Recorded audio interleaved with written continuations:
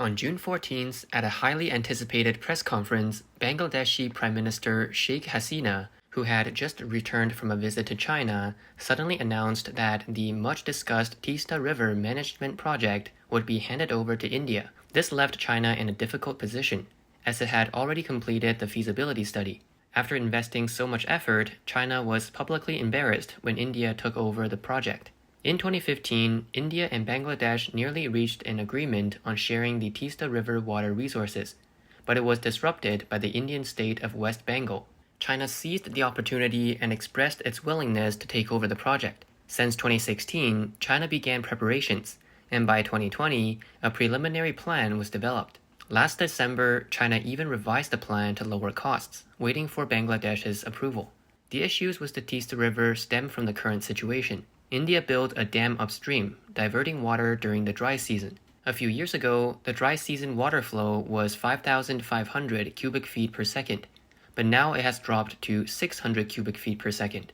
During the rainy season, India releases water upstream, causing flooding in Bangladesh. The alternating drought and flood conditions have led to soil desertification, making houses along the Teesta River in Bangladesh resemble those built on desert land. Earlier this year, reports surfaced that China was going to intervene in the Teesta River management, a project that had been stalled for 10 years. India firmly opposed this, given that the Teesta River basin is close to the strategic Siliguri corridor. This corridor is a crucial route for India to move troops into its northeastern states. Indian officials were concerned about the long-term presence of Chinese personnel in the Teesta River management area, fearing that China might expand its influence and threaten India's security. India's intervention in the Teesta River management project appears to be a discussion with the Bangladeshi government about cross-border river management cooperation. However, in reality, it is about protecting India's strategic interests in South Asia and curbing China's growing influence in the region. For India, controlling the upper reaches of the river and the water resources is key to securing the Siliguri corridor and maintaining its dominance in South Asia. Just before Hasina's visit to China, India suddenly changed its stance, not only agreeing to increase water supply to Bangladesh during the dry season, but also volunteering to take charge of the Teesta River management, offering more favorable terms than China. Faced with India's enthusiastic offer, it is understandable that Bangladesh chose to side with India over China. China did not anticipate that its long-term efforts would be suddenly undermined. Compared to India's timely and generous assistance, China's proposal seems rather self-serving. China plans to build breakwaters along both banks of the Teesta River, covering its entire length within Bangladesh. Worse, China expects Bangladesh to take out a $983 million loan from China for the project, which many view as exploitation. Unsurprisingly, there has been significant opposition within Bangladesh. Furthermore, the numerous tributaries of the Teesta River make it difficult to build effective dams. Experts have bluntly stated that China's proposal is unworkable. Additionally, concerns about debt traps, unfinished projects, and environmental damage, common issues with Chinese aid projects, have been raised. If Bangladesh falls into this trap, it could suffer greatly. There are suspicions that China's projects in Bangladesh are driven by ulterior motives. With Bangladesh bordering disputed territories between China and India, some believe China might use its investments and personnel to gain strategic advantages in case of conflict with India. India's concerns are not without merit. Geopolitical analysts note that Bangladesh's location bordering India's Arunachal Pradesh, a disputed region called South Tibet by China but controlled by India, adds strategic significance. Applying pressure from Bangladesh could be a clever tactic for China to undermine India without direct confrontation. Bangladesh's strategic location, directly facing the Bay of Bengal leading to the Indian Ocean, is crucial for China. Despite establishing naval bases in Djibouti and Sri Lanka, China needs more strategic points in the Indian Ocean, and Bangladesh is key. This explains India's determination to push China out, regardless of the cost. However, why does China insist on such aggressive tactics in South Asia, alienating everyone? China already has few allies in South Asia, and these actions risk losing even more remaining support. The Teesta River project highlights the broader challenges China faces with its Belt and Road Initiative in South China. For instance, at Chittagong, Bangladesh's gateway, China Communications Construction Company aggressively secured half the port's contracts under the guise of expansion and upgrading. However, the existing infrastructure was neglected, operations remained chaotic, and the port became a half-finished project. Similarly, at Peira Port, where the Bangladeshi government invested $15.6 billion, China Harbor Engineering Company secured the first phase, a $600 million contract, with additional financing of over $3 billion. However, the port's location on a shallow seabed requires continuous dredging of 100 million cubic meters of sediment to keep it operational. Natural tides and potential hurricanes further complicate this, making it a costly and impractical investment. Besides ports, China has also targeted a coal-fired power plant near Peira Port. The Bank of China invested $1.6 billion, and Chinese companies eagerly took on the project. Unfortunately, construction stalled halfway due to insufficient funds, and transmission line delays exacerbated the situation. Such inefficiencies would be unacceptable within China. Many of China's projects in Bangladesh aim to offload excess domestic production capacity. These investments, disguised as aid, are essentially loans that could ensnare Bangladesh in debt. Consequently, Bangladesh has become more cautious, wary of being ensnared by the Belt and Road Initiative. China's ambitions in Bangladesh extend beyond economics to military cooperation, including arms sales and military training, aiming to cultivate a pro-China faction within the Bangladeshi military. This could potentially stir trouble for India in the future. Recently, a Bangladeshi tank imported from China exploded during exercises, resulting in 1 death and 2 injuries. This incident made the Bangladeshi military question the quality of Chinese weapons, fearing they might be more dangerous to their own soldiers than to the enemy. Ultimately, China's maneuvers in Bangladesh are about countering India. Bangladesh's strategic location, adjacent to disputed territories and providing access to the Indian Ocean, makes it a critical foothold for China to challenge India's dominance. When Bangladeshi Prime Minister Sheikh Hasina visited China in July, she returned empty-handed despite high hopes. Hasina had hoped to secure some loans from China to replenish the national treasury. Bangladesh's foreign exchange reserves were at a low point, and the trade deficit with China was huge. Out of a bilateral trade volume of $23 billion, Bangladesh's exports to China amounted to less than $1 billion. The rest were imports from China, depleting Bangladesh's foreign reserves. Naturally, Bangladesh sought financial support from China. However, China remained unsympathetic. Before Hasina's visit to Beijing, officials from both countries had multiple rounds of discussions. While China appeared willing to provide loans, the interest rates were alarmingly high.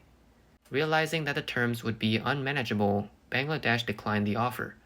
Hasina had hoped to secure $5 billion, but China only offered $137 million, which felt like a token gesture.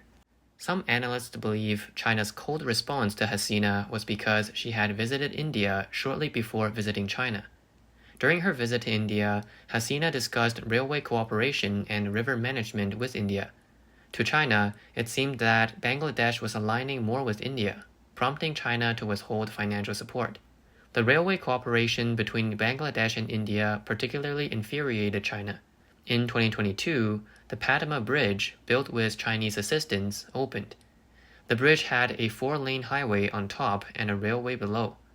Bangladesh then signed an agreement with India allowing Indian trains to use the railway to access northeastern India. China was outraged, fearing the bridge could become a military conduit for India. This incident strained China-Bangladesh relations to a freezing point. China was unwilling to continue providing financial aid to Bangladesh, leaving Bangladesh with no choice but to turn to India. Consequently, Bangladesh fully embraced a cooperation with India, readily agreeing to India's demands while becoming increasingly distant and indifferent to China. Even Bangladesh's former foreign minister bluntly stated that Bangladesh-China relations had been deteriorating year by year. Many had hoped Hasina's visit to China would ease tensions, but it yielded no tangible results. Bangladesh's drift towards India and away from China is largely due to India's attractive offers, including substantial investments and help with railway and river projects. In contrast, China only made grand promises under the Belt and Road Initiative without providing financial support. Geographically, Bangladesh is closely linked with India. Strengthening ties with India boosts economic and cultural exchanges between the two countries. Conversely, the Himalayas separate Bangladesh from China, complicating interactions. Moreover, Chinese investment projects in Bangladesh, such as ports and power plants, have been plagued with problems, leading to negative perceptions among Bangladeshis. Given these circumstances, Bangladesh reconsidered its diplomatic strategy, maintaining basic relations with China while prioritizing its resources towards India. Focusing on a close relationship with a steadfast ally seemed more pragmatic, especially since China's actions had disappointed many. Generous in spending money but stingy in critical moments, China's behavior had been self-defeating. To establish a foothold in South Asia, China cannot rely solely on financial investments. Genuine sincerity and understanding of the local perspective are crucial. If China continues to seek advantages, it will inevitably suffer setbacks. Bangladesh's shift towards India is a living example. If China does not reflect on its actions, it will struggle to gain favor in South Asia. Recently, India has intensified its crackdown on pro-China sentiments, particularly targeting influential social media figures. Indian intelligence revealed that many influencers had accepted money from China to produce pro-China content.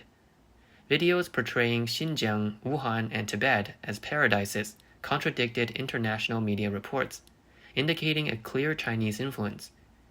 To secure favorable narratives, China employed various tactics, including inviting influencers to visit China, providing easy access to restricted internet, and facilitating trips to sensitive areas. Local governments in places like Xinjiang fully cooperated, trying to create an idyllic image.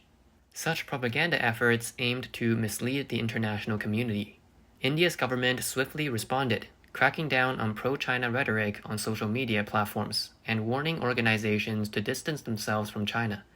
Analysts believe that many countries see through China's tactics of using money to buy influence and fostering a false sense of goodwill to dull vigilance. India's firm stance is just a reflection of this awareness. China's extended influence poses a challenge for India. Despite India's efforts, some influencers continue to secretly accept Chinese money while pretending otherwise. Indian authorities can't arrest them all, and China's entrenched influence in India won't be eradicated overnight. Recently, Chinese hackers reportedly breached India's immigration system, leaking 95 gigabytes of data, prompting India to establish a cybersecurity committee to investigate. The international battle for influence is fierce. China aims to buy loyalty and control narratives, while India seeks to eliminate these influences. This ongoing struggle highlights that unless China changes its approach, countries like India will continue to resist. No nation wants to be manipulated, and no people want to be deceived by lies. China's ambitious infrastructure projects in South Asia are substantial, each exceeding $1 billion. Initially, countries like Pakistan, Sri Lanka, and Bangladesh embraced China's investments. However, these projects often ran into problems, resulting in soaring costs, mounting debts, and public discontent. Ultimately, these countries realized they were ensnared in debt traps.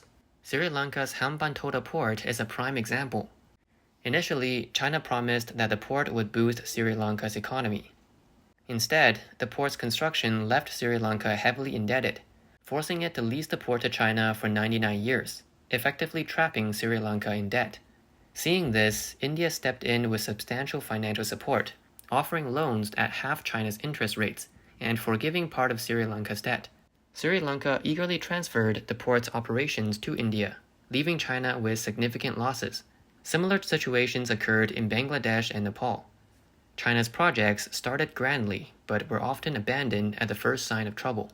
In essence, China's infrastructure projects in South Asia are aimed at expanding its geopolitical influence. The country is investing heavily and making grand promises. However, the rapid decision-making process often lacks thorough preliminary research. Additionally, the focus tends to be on immediate benefits without considering long-term development. Cultural insensitivity and a lack of respect for local public opinion further exacerbate these issues.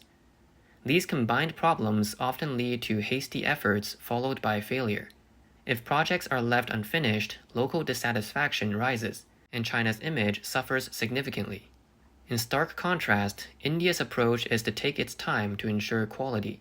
Project planning undergoes thorough evaluation, financial investment is measured, and there is extensive communication with local communities. Even though progress might be slower, once projects are completed and the public benefits, India's reputation naturally improves. Consequently, India's influence in South Asia grows stronger, a development that China likely finds undesirable. The infrastructure competition between China and India in South Asia shows no signs of ending soon. However, one thing is certain. For China to establish a firm foothold in this region, it must learn to respect local public opinion. Without this, no amount of investment will win genuine support, and even the largest projects will fail to gain acceptance.